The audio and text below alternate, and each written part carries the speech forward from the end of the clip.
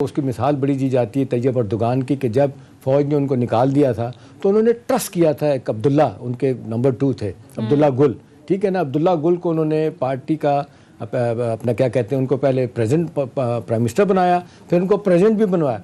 फिर जब वो सारे मामला तय हो गए तो तैयब अर्दोगान ने उनको कहा भी स्टेप डाउन कर जाए, वो कर गए, उसके बाद वो आ गए। नवाज शरीफ साहब का प्रॉब्लम माजरत के साथ ये है वो किसी पे एतमाद ही नहीं करते। आपको याद है जब नवाज शरीफ साहब पनामा केस में बाहर गए थे, कितना अर्सा तक नाम आता रहा कि शहबाज शरीफ साहब को प्राइम मिनिस्टर बनाया जाए, 10 महीने के लिए नहीं बनाया गया।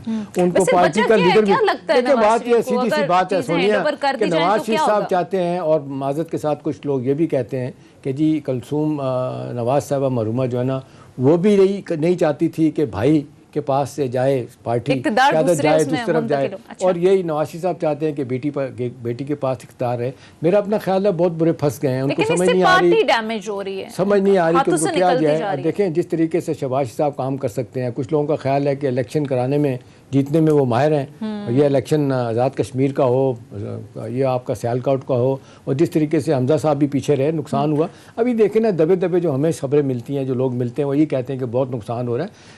सोनिया 4 महीने पहले तक मैं आपको बताऊं खबरें ये थी कि 2023 का इलेक्शन जीत जाएंगे और हुकूमत पीटीआई के पास बड़ा कम वक्त रह गया कुछ करने के लिए। लेकिन अंदर के इख्तलाफात जिसको आप देख लें, राना तनवीर साहब बड़े वाज़ेह तौर पे मान रहे हैं कि हमें नुकसान हो रहा है, ये नुकसान से बच नहीं रहे। हुकूमत भी एकदम से एहतशाम पर मजबूत पोजीशन। अब मुझे बताएं कि अब मैं नहीं कहता सोनिया, PMLN और पीपल्स पार्टी के लोग भी प्राइवेटली, मैं आपको खबर दे देता हूँ, जब बातें होती हैं वो कह देते हैं कि हमें नहीं लगता कि 2023 का इलेक्शन PTI के अलावा भी कोई सर 2023 का मंजरनामा क्या देख रहे हैं? देखिए 2023 का ये है कि हमेशा लोग कहते हैं कि जी एस्टैब्लिशमेंट अपना घोड़ा दूसरे नंबर भी तैयार करके रखती है, और जिस तरीके से 12 सीट्स ली हैं आज़ाद कश्मीर ने, पीपल्स पार्टी ने, लोगों का ख्याल है कि ये एक बताना है, लोगों को बताना है कि जी बिलावल साहब भी आ सकते हैं। और जिस तरीके से आप देख लें वहाँ पे अहमद महमूद साहब साउथ पंजाब में जिस तरह मुतहर्रिक हुए हैं, उस तरीके से जहांगीर तीन के भी उनके रिश्तेदारी हैं, पीर पगाड़ा के साथ उनकी रिश्तेदारी हैं। हाँ। तो वो इलेक्टेबल जो पीपल पार्टी छोड़ के गए थे PMLQ में और इधर उधर PMLN में, हाँ। वो कहा जा रहा है कि उनको मौका दिया जा रहा है और वो काम कर रहे हैं।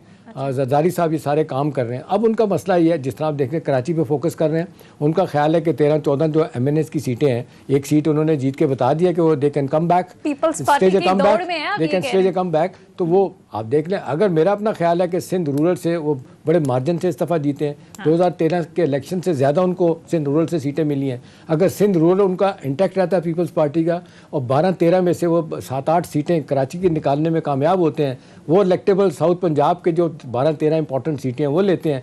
हाँ, ये है कि सेंट्रल पंजाब में बहुत बड़ा इम्तिहान होगा, लेकिन सोनिया इलेक्टेबल जिस तरफ चले जाएंगे, उनकी कोई भी पार्टी ना भी हो, वो जीत सकते हैं। अच्छा, अब देखना यही कि उनको और किसी जगह से भी कुछ सपोर्ट है तो वो भी अपना गेम प्लान में तो आ सकते हैं। ना भी बनाई तो एक दूसरे नंबर पर आ जाएगी ऑपोजिशन की बड़ी जमात। PMLN के चांसेस बड़ी तेजी से डिमिनिश हो रहे हैं। PML के अपने इख्तलाफात, पार्टी का एक नुक्ता नज़र ना होना, अदारों के साथ लड़ाई, और सवाए इसके कि ललकार करने के कुछ नहीं हुआ।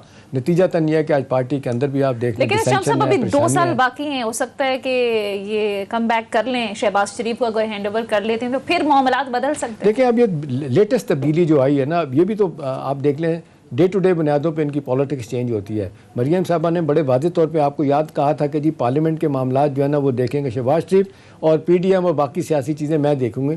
अब देखें तब्दीली आई है, वो नहीं जा रही कराची में PDM के, शहबाज साहब जा रहे। अब ये टेस्ट केस है कि शहबाज साहब को कितना सोनिया फ्री हैंड दिया जाएगा। मेरा अपना ख्याल है, और कुछ मुझे जो तलात मिल रही है कि नवाज शरीफ साहब के कान में ये बात कही गई है कि खुदा का वास्ता है अपने गुस्से को कम करें, बेटी का गुस्सा कम करें, पार्टी को नुकसान हो रहा है, 2023 का इलेक्शन भूल जाएं, इन हालात में आपको जाएंगे तो आपके साथ कोई कामयाबी के लफ्ज़ जुड़ सकता है। ठीक है, एक मुख्तसर ब्रेक लेते हैं नाज़रीन, ब्रेक के बाद वापस आएंगे, कुछ मज़ीद इश्यूज़ पर बात करेंगे। Stay with us.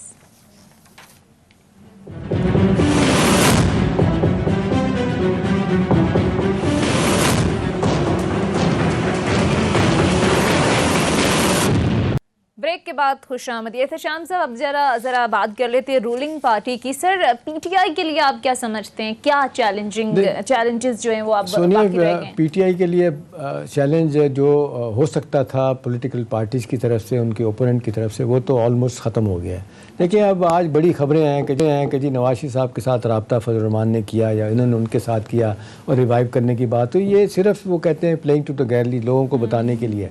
अब वो एक चीज़ ख़त्म हो गई है। 2 बड़ी पार्टियाँ ANP पीपल्स पार्टी चली गई, उसमें जान नहीं रही। फिर जो मकसद था जी धरने करने हैं, इस्तीफे देने हैं, लॉन्ग मार्च करना है, वो भी फिजल आउट हो गया। वो अब थ्रेट नहीं रहा, बजट पास हो गया है। अब देख लें पार्टी के अंदर जो इख्तलाफात हैं उनको भी सख्ती से पीटीआई डील कर रही है, उन पर भी शफून चलेगा। वो भी असल बात सोनिया ये है कि लॉन्ग टर्म की प्लानिंग जो उन्होंने की है, कुछ चीज़ें ठीक हुई हैं। देखिए अब इकॉनमी का जितने बुरे हालात में इकॉनमी मिली है, अब एक्सपोर्ट का थोड़ा सा बेहतर हो जाना, टारगेट बड़ा रखा गया है, 29 बिलियन डॉलर की रेमिटेंसेस आ जाना, महंगाई बहरहाल अपनी जगह एक मसला है। 8% हुकूमत कहती है। हफीज़ पाशा साहब मेरा ख्याल है इंटरनेशनल फेम के इकोनॉमिस्ट हैं, उन्होंने आज आर्टिकल लिखा है कि 12% है। देखिए महंगाई को कम करना चाहिए, वसाइल लोगों के बढ़ने चाहिए। ठीक है, एहसास प्रोग्राम अच्छा है, इन्होंने हेल्थ कार्ड दिया, वो भी अच्छा है, लेकिन मेरा ख्याल है कुछ चीज़ें ग्राउंड पे करने की ज़रूरत है। लेकिन मैं माज़रत के साथ कहूँगा कुछ चीज़ें इमरान खान हो, कोई भी वो नहीं दूर कर सकता। हमारे माफियाज़ हैं, हमारे स्टेटस को के लोग हैं। अभी आप देख लें माफियाज़ पे हाथ डालने की कोशिश की जा रही है। चीनी के ऊपर सट्टा खेलते रहे 4-5 बड़े मिल ओनर, वो अपना पैसा बनाते रहे। अनएम्प्लॉयमेंट बहुत ज़्यादा है। देखें इन्वेस्टमेंट नहीं है मुल्क में, नहीं आ रही है। लोकल इन्वेस्टर भी इतना सामने नहीं आ रहा, खुल के आए। तो क्या करने की ज़रूरत है इसके लिए? देखें ना, हुकूमत तो मैक्सिमम इंसेंटिव दे रही है, फिजिकल नॉन फिजिकल इंसेंटिव दे रही है। अभी जिस तरीके से टैक्स नेट को बढ़ाने की बात हो रही है, हुकूमत फाइनेंस मिनिस्टर साहब कह रहे हैं कि जी गिरफ्तारियाँ भी होंगी, लेकिन साथ साथ सेल्फ असेसमेंट स्कीम भी दे रहे हैं कि जी अपने तौर पे जितना टैक्स देते हैं दे दें। कितनी दुख की बात है सोनिया, जो आप और मैं खाना खाएं कि ये और जगह जाएं। ये जो जनरल सेल टैक्स है, ये तो हुकूमत के पास, लोगों के पास, ट्रेडर के पास ये अमानत होती है हुकूमत को देनी। अपना टैक्स भी नहीं देते और वो भी GST भी खा जाते हैं। कितनी दुख की बात है भाई। अपना हम देखें ना, नेशनली इंटरनेशनली जो हमारे सीरियस चैलेंजेस हैं, हमारे वसाइल बढ़ाने की ज़रूरत है। हमारा रेवेन्यू बढ़ाने, एक्सपोर्ट हमारी बड़ी हो, हमारी रेमिटेंस बड़ी हो, इसी तरह से हमारा ओवरऑल इकोनॉमिक स्ट्रक्चर बेहतर हो, हम लोगों को रोज़गार दे सके। पॉपुलेशन एक्सप्लोशन इस मुल्क में हो चुका है। ग्रोथ रेट पॉपुलेशन का 2.5% है, दुनिया में कहीं भी नहीं है। हुकूमत 2.2% मांगती है। 22 करोड़ की आबादी है, इतने वसाइल पैदा होते हैं। 29 million ton all time high गंदम पैदा की है। 22 मिलियन टन पंजाब भी, इसके बावजूद 10 मिलियन टन जो है 10 लाख टन अभी इंपोर्ट कर रहे हैं। क्या वजह है? चीज़ आती है, खाई चली जाती है, खाने वाले मुंह ज़्यादा हैं।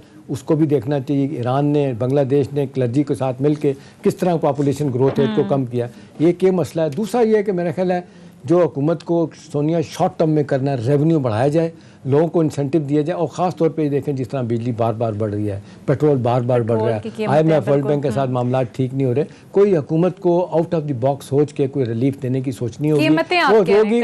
अदरवाइज देखें ये अब 2 साल रह गए, नया चैलेंज यही है कि किसी तरीके से हुकूमत लोगों को रिलीफ दे। अदरवाइज इलेक्शन जीतने में और जहाँ डायनेमिक्स है वहाँ पे ये भी एक क्योंकि आम आदमी का मसला जो है वो यही है कि महंगाई कंट्रोल की जाए और निचले तबके को जो है वो रिलीफ दिया जाए। चले एहतशाम साहब, एक और टॉपिक पर बात कर लेते हैं। चौधरी निसार अली खान के हवाले से क्या कोई खबरें गर्दिश? चौधरी निसार अली खान मेरे मेहरबान दोस्त भी हैं पुराने, बड़ा। अच्छा। जब हमने प्रोफेशन शुरू किया तो उस वक्त ही ऑलमोस्ट उस वक्त नॉन पार्टी इलेक्शन जीत के आए थे 85 में। खैर हम उससे पहले मैं तो आ गया था। हमारे देखते देखते प्रोमिनेंस इनको मिली थी। देखिए बड़े ज़हीन आदमी हैं और रेपुटेशन भी उनकी बड़ी ठीक है। मतलब जिस तरीके से मारदार बाकी लोग करते हैं ये काम उन्होंने शायद नहीं किया उन्होंने, लेकिन अपने तौर पे असूली आदमी है। कुछ लोग कहते हैं एरोगेंट है, उनको नुकसान भी हुआ। देखिए वो पीक पीरियड था सोनिया, जब उनके पास 38 से 40 बंदे MPs उनके साथ थे। लोग कह रहे थे कि इस वक्त वो किसी पार्टी में जाएंगे तो बैजा हो जाएगी। अब आप देख लें आहिस्ता आहिस्ता इतना अरसे के बाद अब उन्होंने हल्फ उठाया जाके। अब परसों उन्होंने कहा है कि जी मैं कोई पार्टी ज्वाइन करूंगा -PMLN। और अब आपने देखा कल एतजाज साहब कह रहे थे कि उनको जाना चाहिए। मेरा अपना ख्याल है PTI इनको सूट करती है। PTI के लिए स्ट्रेंथ होगी, उनको भी मेरा ख्याल है बहुत फायदा इसका होगा, इज्जत मिलेगी। और पंजाब को चाहिए एक लीडर। पंजाब PTI पुराने दोस्त तो आप भी रेकमेंड कर रहे हैं पाकिस्तान तहरीक इंसाफ, लेकिन देखना ये है कि चौधरी निसार अली खान का अपना फैसला क्या होता है।